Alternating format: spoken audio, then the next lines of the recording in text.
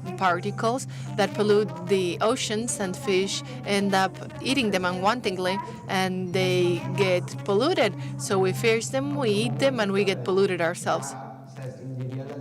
There may come a moment when species become extinct, and we may become extinct ourselves. The most important thing in our program called Two Hands is for children to have fun and for them to feel that they can do something. When we see that those things that we present in the school are observed, it's children themselves who want to do it, who want to change. It's a great problem, and I think we need to start doing something about it. The good thing about this project is that ideas have started to flow better. We are more aware because we know more about the topic. It's based on experience. It's based on the experience that as individuals and as group they can contribute to the solution. Everyone needs to contribute so that we can all together help the environment. It's about awareness raising, about gaining awareness about this problem that is so urgent.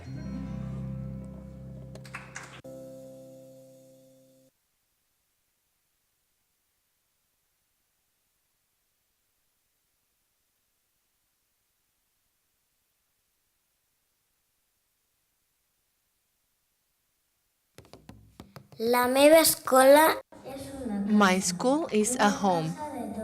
It's everyone's home. It's a home for the big and for the small. According to teachers, teachers help us to find the best version of myself. In the school, I feel, I breathe, I feed, I think, and sometimes I even let myself go. In the school, I spend many hours of my life, and that's where my being is nourished. With words, I find the words, and I find the gestures, and every real tear, and in every step that I take, and in every fresh smile, I find myself, and I draw, I read, I tell, I decipher, and I express myself singing, talking, thinking, and embracing, and hugging. I discover and I try to understand the world. Who am I? And who are the others? And who are the people who are around me? We do things by ourselves, we make decisions, we give ideas, and we share what we are, and we share what we have. We build life. In my school, I walk the paths that I know. We walk in the mountains, and I let myself go. I am who I am more than ever. My teachers are by my side. My friends are by my side. And I hear the water in the creeks. In the school, I work doing everything that the grown-ups say that we need to learn. And I am wondering what I want now.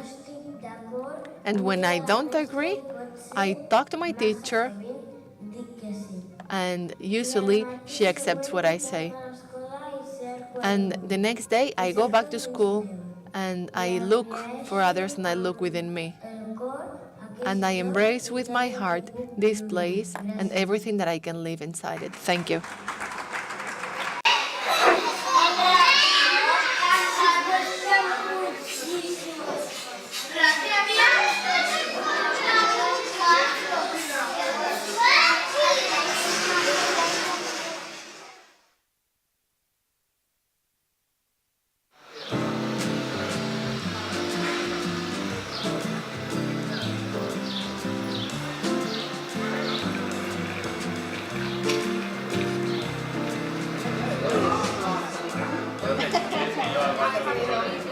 Bon dia. Good morning, my name is Roger. and I'm here to present a project that's called Basket B. Basket B is a methodology for skills for life. It's been implemented for 9 years now. I'm part of this team that is implementing this methodology. The team is composed of 6 people now. We're implementing it in Barcelona, and we are working with teenagers, but also with other groups of people. And our goal is to develop these skills for life through creative and musical work in group. We believe that group work with this perspective will encourage the objective of developing skills for life. Right now, we are working with secondary school students. We're also working in penitentiary centers, in jails, and we have worked with 3,000 people in these last years. And I would encourage anyone who might be interested in knowing more about this project to attend to one of our sessions. Maybe groups of teachers or universities may be interested in it. So please, if you are, please visit our website. In our website, you can find some videos and more information about our methodology. That's it. Thank you very much.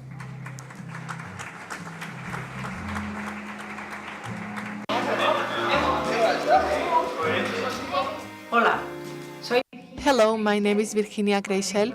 I'm the co-director of the academy in Palma, una academia in Palma, academia with a K, not with C. It's a social and educational and pedagogic process that is connected to the personal development program of the university in Barcelona. It was created by Borja Vilaseca. Borja Vilaseca realized some time ago that his personal development program was running into some programs and obstacles that came from people's childhood. So he created a kind of like social and personal development program for young people. It addresses emotional intelligence, among other things, based on coaching philosophy, neural and linguistic programming, and how to develop your physical and emotional intelligence. We meet in Palma on Thursdays from 6 to 9 p.m., and we have a different workshop every day. This wouldn't be possible without the support from facilitators. There are over 20 facilitators, great professionals who organize very high-quality workshops that help boys and girls to look for their own responses, working in teams in a serious and safe environment. There's great confidentiality, and the workshops are also fun. These workshops are theoretical and practical. You're not going to get bored, that's for sure. If you are interested in our workshops, please contact us through Facebook, Academia Palma, or through email. Usually, you need to go through an interview to be accepted in the program. Thank you very much.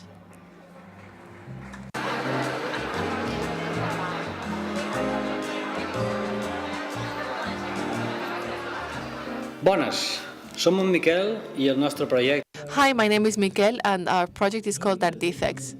We started this project in 2003, and this project includes bioconstruction, classic sculpture, and different earth technologies. And since 2012, we started working with permaculture and upcycling. ARA, this project of agricultural design, includes a regenerative agriculture project where we learn through a very specific methodology. We work with a hoe and a computer.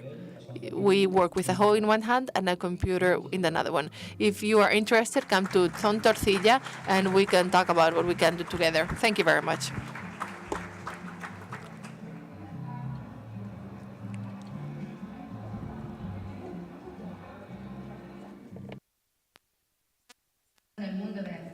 There's something interesting going on in the world of education, and it reflects the changes in our environment. We live in an ongoing, changing world with social and educational challenges. Education also has some changes and challenges ahead of it that requires a multidisciplinary change. UNESCO recognizes permaculture as a great tool that can help us navigate this change and be resilient. But what is permaculture?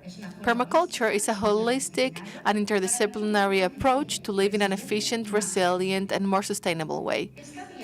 Permaculture is led by three accessible ethics: take care of the soil, take care of people, and take care of the future generations.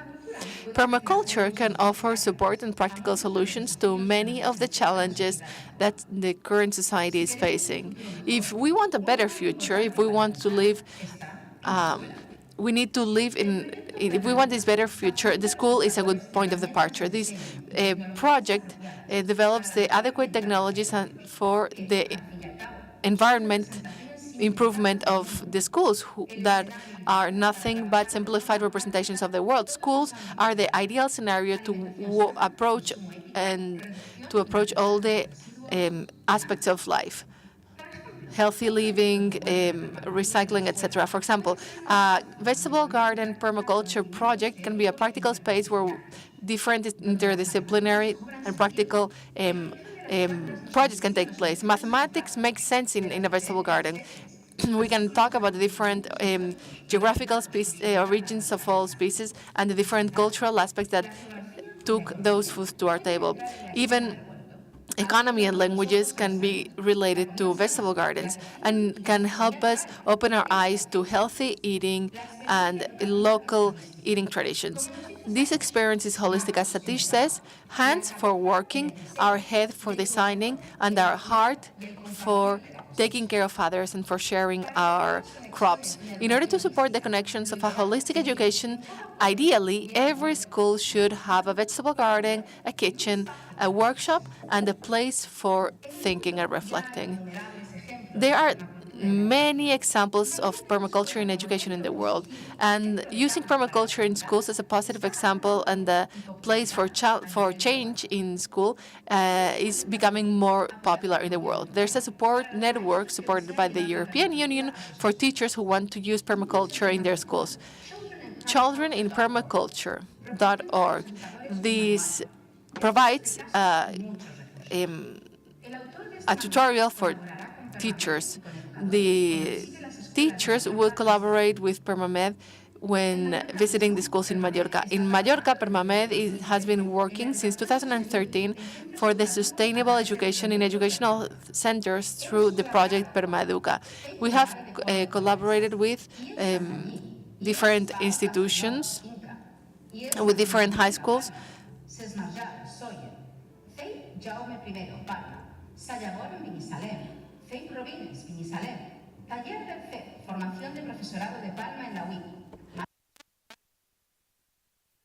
Maybe one of the most powerful moments this year was the implementation of permaculture in the first 480 hours practical course for children with functional diversity. In order to implement these ideas and these projects, schools need support, guidelines, and materials. This is why we think it's important to have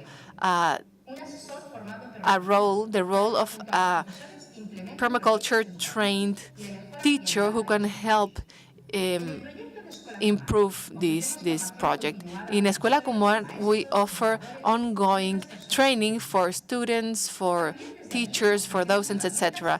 Here, we also offer educational resources. It's clear that permaculture is not only about vegetable gardens and solar energy. No, we know that solutions involve creating a fair and just society. Following the Schumacher College model and Satish Kumar's work, we support the development of soil, soul, and society. We address aspects like sociocracy, deep listening, etc., in order to design an optimal cultural system. As children leave the school and become adults, they must make important decisions about their lives. In Escola Kumar, we offer mentoring programs and workshops so that these young people can experience alternative paths that help to make decisions for life. Escola Kumar collaborates with children in permaculture, offering experiences like the exchange that was carried out last year with young people from 88 students in a permaculture design course. We understand that we cannot overload children and students with the change that we want to see in the world. It's not only teachers and students. No, it's the whole community who must contribute, and that's what we do in Escola Kumar. VIDA also offers more technical courses for people who really want to see changes in their life, like the permaculture design course that will start in November, and an analog forestry course. In addition to courses and workshops, PermaMed is also managing centers like Escola Kumar and permaculture centers in Son Barrena, where with the support of volunteers, we use agroforestry techniques and analog forestry techniques to manage an edible forest. We promote accessible scales like permaculture and family, where we can think about different types of vegetable gardens and how to decrease our carbon footprint. By ourselves, we're not getting anywhere, so we work in collaboration with other centers, like the ones that are being mentioned,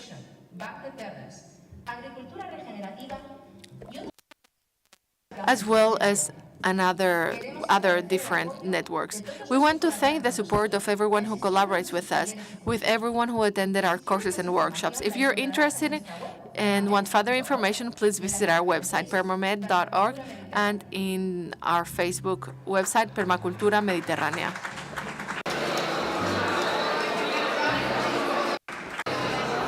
Bueno, mi nombre es Fresia. My name is Fresia.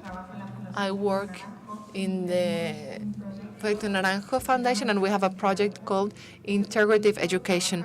This project works with 3 great groups: teachers, families, and teenagers. From October 12th to October 14th, we are going to have a meeting that will group where everyone will get together to see how we can build a community from the different roles and fields that we are in. We have the family project, which is a very interesting and unique project. I don't know any similar project in Spain. Over 50 families get together to share, to coexist for a week, approximately.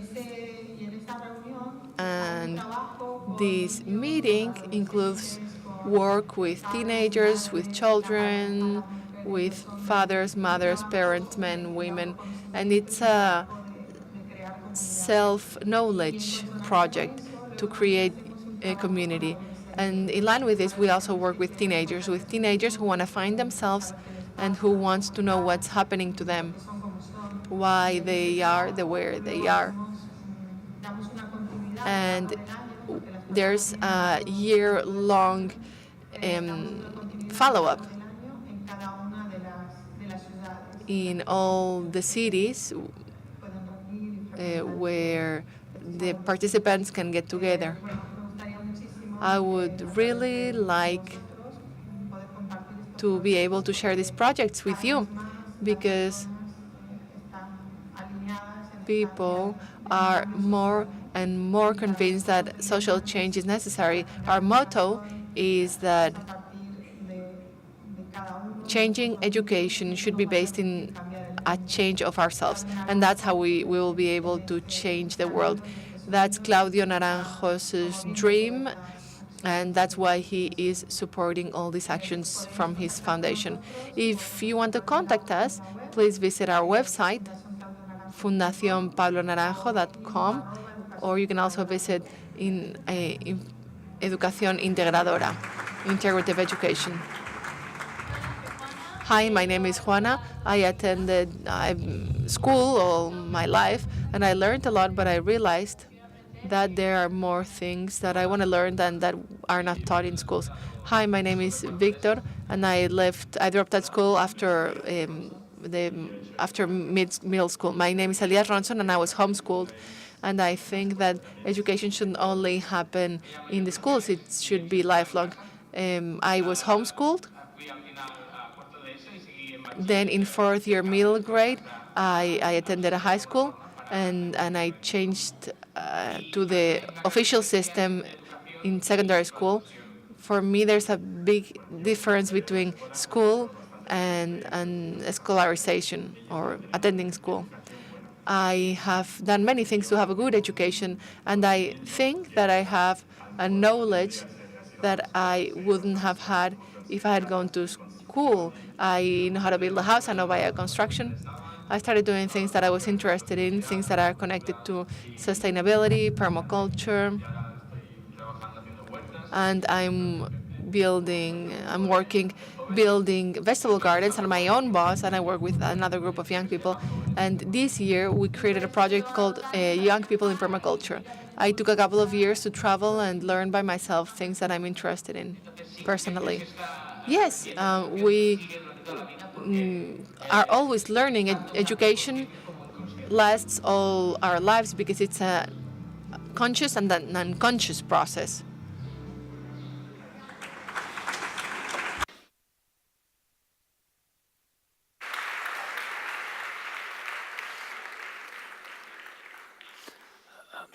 Dir-vos que ara ve en John.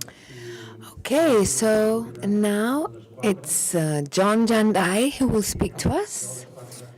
And at 2, we will stop until 4, and we'll come back from 4 to 6. It's an honor to have John Jandai once again on stage. Welcome.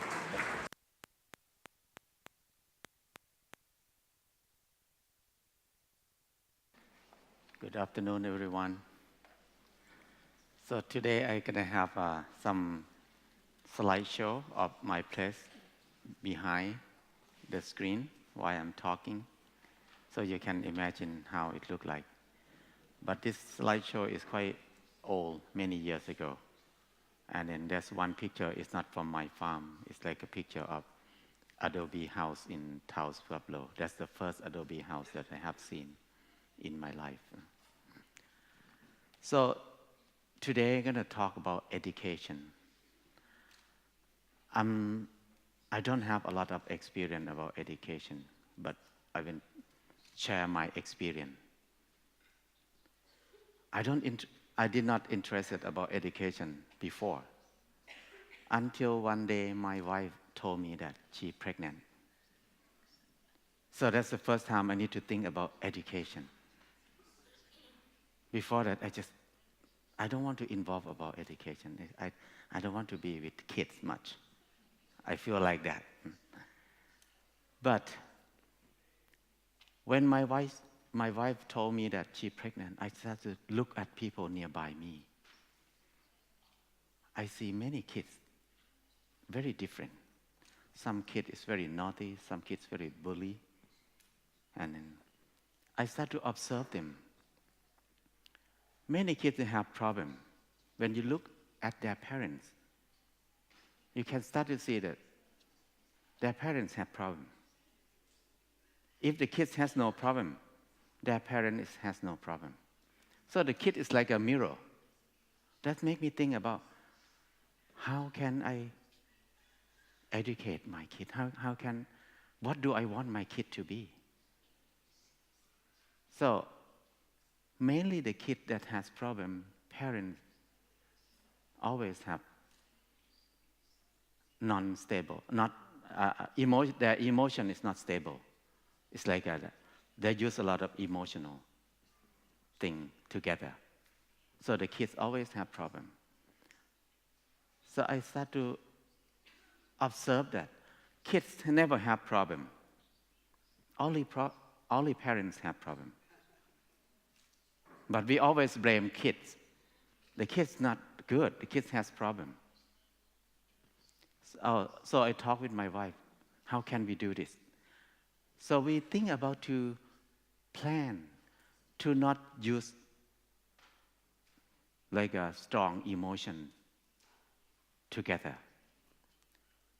We start from when she was pregnant. We will not do anything that have argument, non-violence in our family. We start that. So it's very good for me because that's the way I learn how to not use strong emotion, learn how to try to use reason, try to use consciousness more than use emotion. Whatever I don't like it, I just look at my wife womb, look at that womb, and then it reminds me, oh, and why do I have to angry with this thing? So it helped me to come back to myself more, to question more, why do I have to angry with this problem? When I investigate deeply, and then I see that, oh, because I don't understand it. When I understand it, I cannot angry at it. Or sometimes I see, oh, because she doesn't understand it. She did not understand it. So I have no reason to angry at her. So after we know that we have my wife pregnant, it's very good practice for us to not angry. So our family is very nice after that. So I think my son is like my teacher after that. And then when my wife labor, we start to think about how can we educate our son? Because in Thailand, it's quite expensive to send kids to school. And then I start to see that education system in my country is very destructive system. I feel like an education system ruin many people's life and ruin the country. Because I saw many families who are poor, but they try to work very hard and use all their money to send their kid to school to get education. For many years, they spend money on education. They work hard for many years. But after the kid finish university, the kid cannot do anything. So we spend a lot of money to train our kids to be handicapped person. So it's very wasteful time and money. So if they have no kid, they can use their money to develop themselves. They can have a good life, have a better life. So I think education kills a lot of people, minds or future. So I think I don't want to send my kid to the school. How can I design the education for my kid so he can be normal people who can help himself more, and then he will not be a burden for anybody? Because in Thai culture, we have culture that parents need to take care of the kid, everything. Even they grew up married, parents have to take care of their baby. So it's a big burden until they die. So how can we don't want to be like that. How can we avoid it? So we think about, we want to design a new way of education. And then we notice that the kids that have problems are the kids that grew up in the family with no love, no freedom. Because some parents, they think they love their kid. They try to give the best thing for their kid, but it's overprotective. That, like you put poison on your kid, the kid cannot do anything. So, when we think about education, we think about when I was a kid, I have a lot of freedom. I can go anywhere when I was a kid. And then I learned a lot. Even it's not what the people teach in the school. But everything I learned when I was a kid, I use in my life. But everything I learned in the school, I never use it. So that makes our family to design education, new education that we think about is we teaching without teaching. That's the idea. Because we give only the technique how to looking for knowledge, but we don't teach the knowledge to the kid. So what we teach is language, how to read, how to write, and in math a little bit. After they know how to read, how to write, that means they have tools to looking for what they want. So after that, we just let them free. My role, our role as a teacher, we don't need to teach. Teacher don't need to teach. We just be a good supporter. Just help them whatever they need. Don't try to intervene their learning process. In Thailand, we have a lot of problems. In most of family, parents have some dreams, but they cannot make their dream come true. And then they push their dream into their kids. They want their kids to do what they want to do. That's the big problem in the country, in my country. It causes suffering for both sides. So the kids don't like to be doctor, but parents want to be doctor. So they force their kid to learn to be a doctor. The kids spend more than 20 years to learn to be a doctor.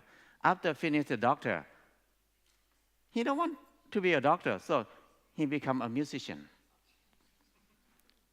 So he wastes his time, more than 20 years, and parents upset and die.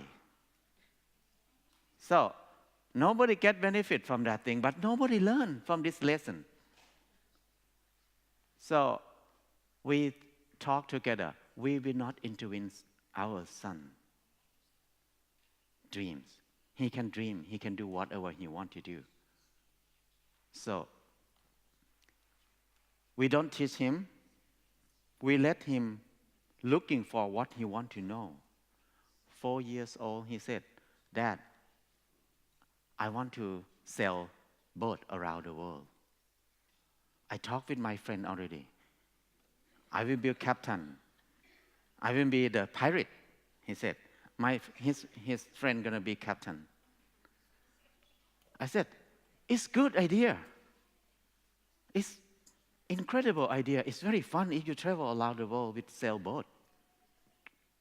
But what do you need to know if you want to sail around the boat?" He went away for a long time and he come back. "Dad, I need compass. I need watch. I need map." So I just got this thing for him. Not really long. Less than half a day, he went away somewhere and he come back and said, "I know how to use compass now."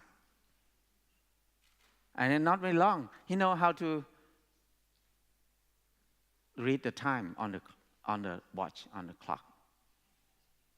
And then not very long, he know how to read the map. He know what is contour line. He know the height. That make me feel like, education is so easy. You don't need to do anything. When people love something, they learn it very fast. I just think about myself. When I was a novice, I ordained as a novice. But we were forced to study Sanskrit. Nobody speaks Sanskrit in the world right now, right? But in Buddhist country, we need to learn Sanskrit. I spent 2 years practice writing and reading Sanskrit. And then I can read, I can write. But after 2 years, 3 years later, I did not use it. I forgot all of it. So I waste a lot of my time to do something that I will never use it. that make me think about my son a lot.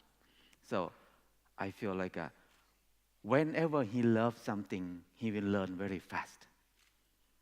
And then the kid, their brain is very open to everything. They're ready to learn everything, but not in the same time. So that's the mistake of curriculum in the education system. We make the curriculum for them. We want them to learn 8 subjects, 10 subjects. That's the big mistake. Because they don't like it. We force them to learn. They're unhappy. We force kids to be suffer. From 3 years old, we force them to learn. Kids need to be fun and happy. They don't need to be stressed. They don't need to be too busy. Busy is adult. People who don't know what to do with their life, they just make their life busy. But the kids, they want to spend their life to learn. So the curriculum that we have now is the big problem for education system. So we let our kid learn whatever he wants to. Our job is just to support him. We never teach him much. We did not teach him much. But we can see the progress. He's so different from kids in the school. 4 years old, he go to the water. I told him to swim, how to swim, explain to him, and then throw him in the water. Not very long, he just tried to struggle. Not very long, he can swim. He want to ride bicycle. I think 6 years old, he want to bike because another friend's bike. I put him on the bike and I pushed the bike downhill, not very steep hill. Many people just hold the bike for him, for the kid, and then they can learn how to pedal. But when you push it, it just go, and then he learn. So when he have confidence, when he can learn how to make decision by himself, he learn how to solve the problem very fast. So he learned to bike without practicing at all. Just one time, one day, and he go. So that's one thing I feel like it's very incredible the way the kids learn. If we don't intervene much with the process, they learn fast. And then one thing is, I bought toys for my son only 4 times in my life. Before 4 years, I bought some toy for him. But after 4 years, I stopped buying toy. I took him to the city one day, and he saw the toy shop.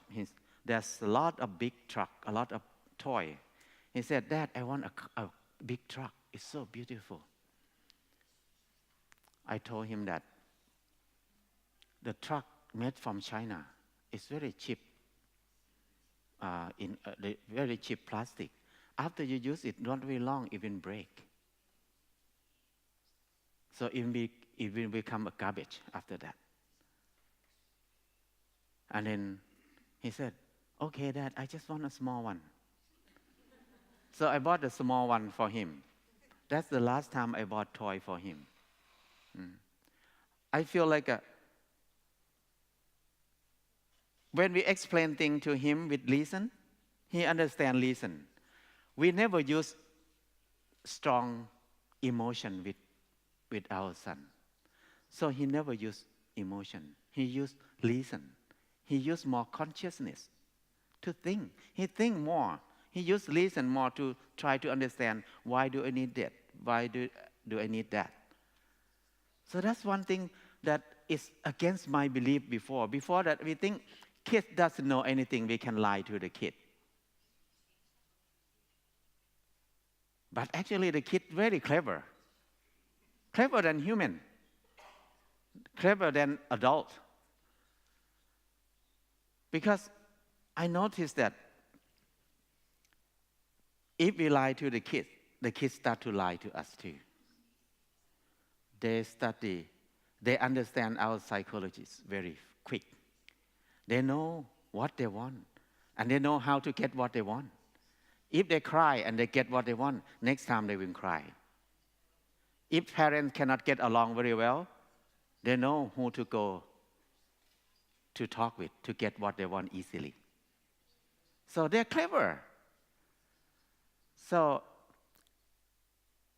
I did not buy toy for my kid at all after that, because after 4 years, one day he came, Dad, I want to get a Lego. It costs quite a lot of money. So I told him, oh, our family, we did not work to make money. We never have income. So that's quite expensive. But if you want it, it's okay. How can we make money if we want to have it? You can go and think, how can we make money? So he walked away and he went to sit in a coffee shop.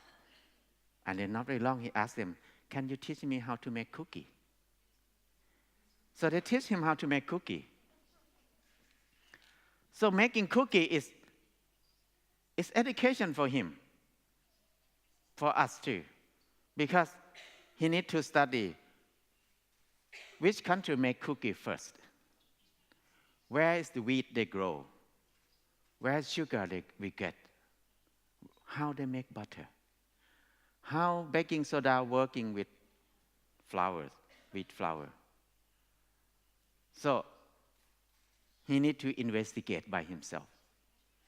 So when he make cookie, he needs to measure everything. He learned how to measure things. And then after he make cookie, he needs to think about how much each cookie cost and how much he can sell, how much he can make profit so he can buy Lego. So the whole process is, there's every subject in there. So he learned very quick, not very long. After he make cookie, he just sell cookie in the farm. People come, he sell cookie. And not very long, he get money to buy Lego. So that's the first lesson for him. And after that, he start to learn to do more things. Everything he learned always create income for himself. So we not intervene with his income. He managed his own money. But he don't want to keep money. He keep it with me. So he can write it down how much he keep with me. So next time, if he want cell phone, how much do you want? How much is the cost of cell phone? You need to research for that thing. Which variety, which kind do you want, which company? He did research and then he came to me, Dad, I want this cell phone. It costs this much euro. So, oh, you have enough money, you can buy it. So that's what happened. So far, now he's 14 years. He never asked money from parents. So this technique, I feel very relaxed that my son can help himself. Even he did not go to school at all. Even I die today, I don't feel worried about him. He can help himself. He know how to cook. He know how to do many things. He know how to make income for himself. So that's very good experience for me that we experiment this thing. And then sometimes people always ask us, you do homeschooling, you think it's good for your kid? Your kid's gonna have enough social life? Your kid gonna catch up with another kid in the same age? Because you are not teacher. I did not finish university. We are not teacher. But I think who are not teacher is the best teacher. Because teacher is the person who did not do much in their life. They're just reading. but who are not teachers, who do so many things. Like a farmer is the best teacher because they have so much knowledge in their life. They know the soil, they know the water, they know the plant, they know everything. They know how to cook, they know how to make tools. But teachers have only information, but no experience, no skill. So I don't feel worried about what they said to me, that you don't have experience about teaching, how can you teach your kid? And then they worry about social life. But homeschool kids in my town, in my city, we have about 100 families who do homeschool. We get the kids together often. I observe all of them. None of them have problem with social life. But the kids who go to the school always have social life problem. Because they have very narrow world. They live in a small room in the classroom. 30 people stay together. They know only 30 kids in the room. And come back home, they see only parents. And they don't like their parents much. They just go to the room and close the door. And then they spend a lot of time with computer. When they go to school, they just spend a lot of time with cell phone. They don't talk together much. So when they see people, it's very hard for them to communicate with people. So I feel like the kids that go to school have so much problem. They have a few friends, and then they have a lot of pressure, a lot of tension in their life. I noticed that. Why the kids have to become drug addicts so much? Because of the school. The school make them have to be like that. Why they have to be like a gang, have caused a lot of problem? Because of their life has no freedom and no love. They were oppressed all the time from the house, from the school. They don't like to learn this subject, but they need to learn. They want to play, but they don't have time to play. A lot of pressure. So what they can do is revolt. Do whatever, just to make parents or other people feel upset or unhappy. So that's why they take drugs. They're addicted to game. But homeschool kid, nobody addicted to game. They play game. They're not addicted to it. They have fun.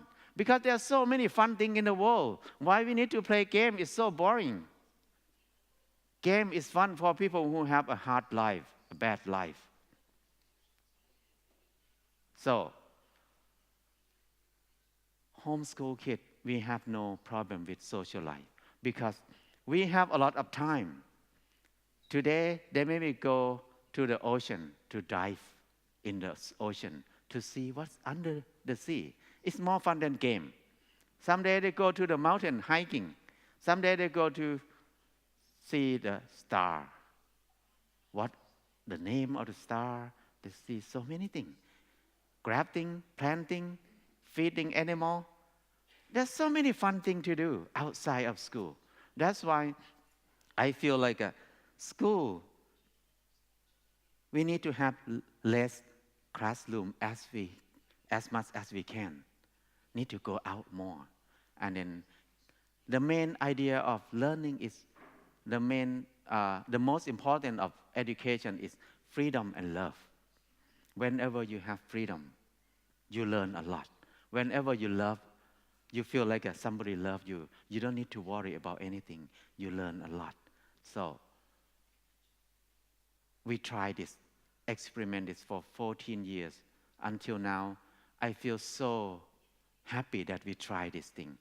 We're so lucky that we did not send our kid to the school. Now, my son wants to experiment to be in the school. So we took him to Colorado. He went to talk with the teacher. Normally, he's in grade 8 now. But after he talked with the teacher said, he has to be in grade 9. He should not be in grade 8 because he's too far from other kids. So every subject he worked well. Even he never sit and read and write he never learned like a normal kid. He learned from practice. practical experience. So that makes me feel like education system right now is about memorizing. When you remember things, it's not last very long. Remembering or memorizing make people have more fear because you never understand it. Nobody understands anything from reading and listening. You can remember only, you never understand it. Understanding comes from experiencing, facing. For example, if I have a water in my glass, I said this glass of water is very sweet. Everybody thinks this water is sweet. They remember that. But everybody don't think the same way. What kind of sweet it is? Some people maybe think sweet like a sugar, sweet like a honey, sweet like a molasses, sweet like a mango. Different people think different way. So reading and listening is become philosophy. It's thinking. Everybody think differently. But whenever I give this water to everybody to drink, oh, it's sweet like this. Everybody feel the same thing, sweet like this, not like sugar, not like honey. So this is understanding. Wherever you go, you see this kind of water, you know immediately it's sweet like this. But when you're listening to me without tasting it, wherever you go, you still doubt in your mind. Is it like sugar? Is it like honey? So this is very important thing for us to think about education for our kid. We want him to understand. We don't want him to remember a lot of information because we have a lot of computer in the world right now. Why do we need to remember a lot of information? We need more space in our brain to think, to imagination, to have more imagination. But if our brain full of information, no space to think. So that's the idea of education that I believe in right now. And then I feel like to do education for my son is the best gift in my life. My son is like my teacher because he taught me a lot. He made me open my mind. He made me listen to people more. He made me listen to him. I can bow to my son as a great teacher in my life. He made me understand myself more and more and more. So my son is my great teacher. Thank you.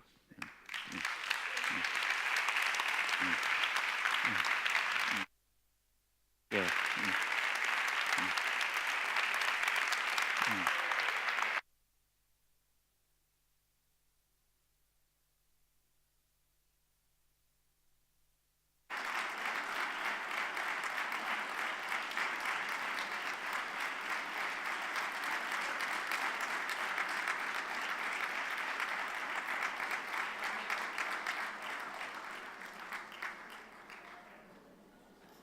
Bueno, ens veiem a les 4 aquí. Vos va bé?